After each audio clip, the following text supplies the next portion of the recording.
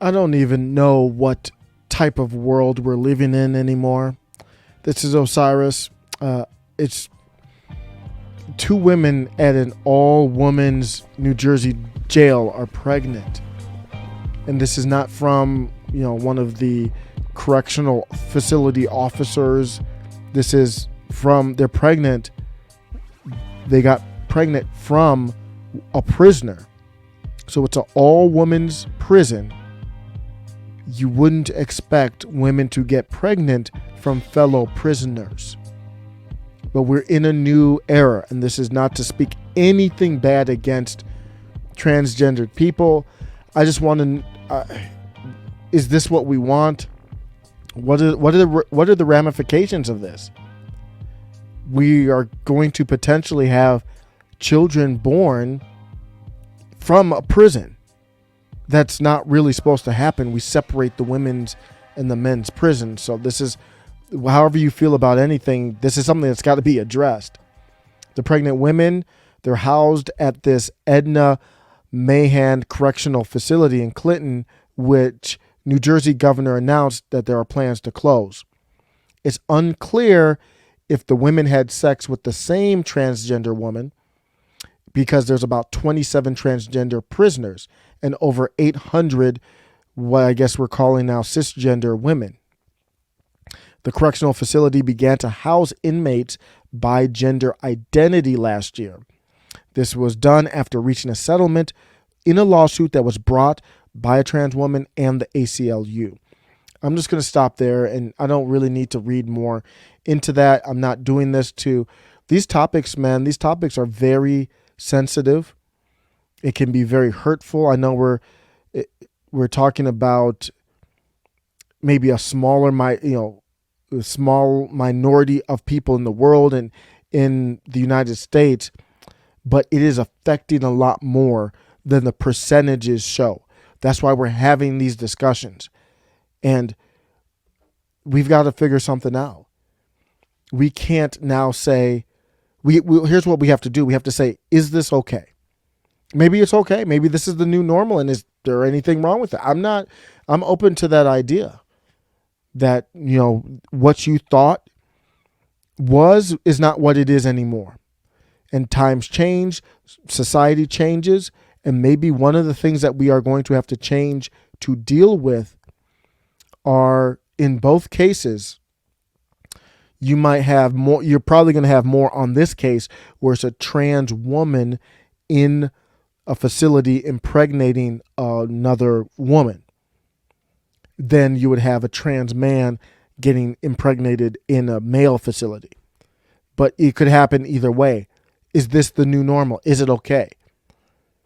It's not a joke. This is not a Babylon Bee. I'm not trying to make fun of it. I'm just trying to figure out this. I said it before. We need a constitutional amendment to decide what's a woman, what's not a woman.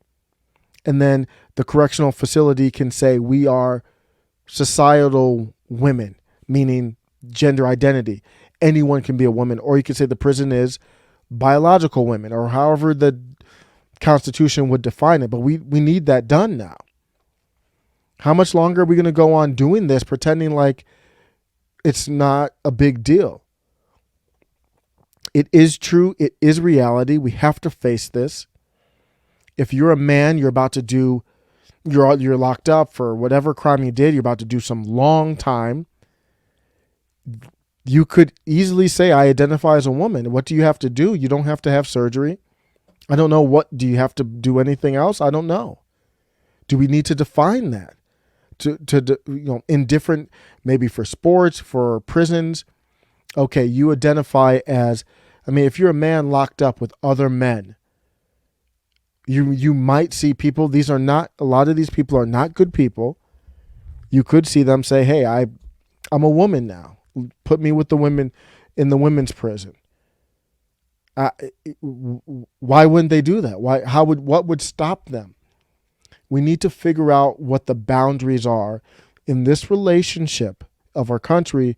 You need boundaries. And ultimately, you might wonder, well, why do I care? Because it's in a prison. I'm obviously not in a prison. This is something that can affect us in all walks of life. Are we not going to have separate bathrooms anymore? Like, how far does this go? If it could happen in an all women's prison, this type of thing can happen anywhere. You can't shape your own reality. We live in a real world and we have to make real decisions. We are not in an episode of South Park. This is not funny. What we got to see. Okay, but there's a problem, and I don't know if you want to do that at the state level. I think fundamentally we have to agree on the federal level on this. This is shocking. I mean, it's shocking stuff to me. I mean, this isn't the first time we've heard this happen. We've heard this happen before, but you can't. The problem, I'm going to end with this. Jason Whitlock was on with Tim Pool yesterday. I'm recording this early in the morning, Thursday, actually, late night, Wednesday, however you look at it. Jason Whitlock said he felt like the wokeism, a lot of people who are on the side of wokeism, he feels like they think they are God and they're secular. They're not into religion. And I agree with some of that. I don't think they are God. I think they don't respect God, or you could say in this case, biology, rules of nature. There are rules we all have to abide by. And that's life. Whether you think God set that up or not, they're still there as rules, regardless. They actually think the government is God. They look to the government to make these things okay, to go against your idea of normal or what used to be normal behavior. They don't look at themselves to fix it. They look at it and they say that if someone wants to identify as a woman, that's fine. Then they look to their God, which is government. And government signs off and says, yep, that's good. That's how I think they look at it. Let me know what you think. Is this a big ado about nothing? Or is it something to be concerned about? Take care.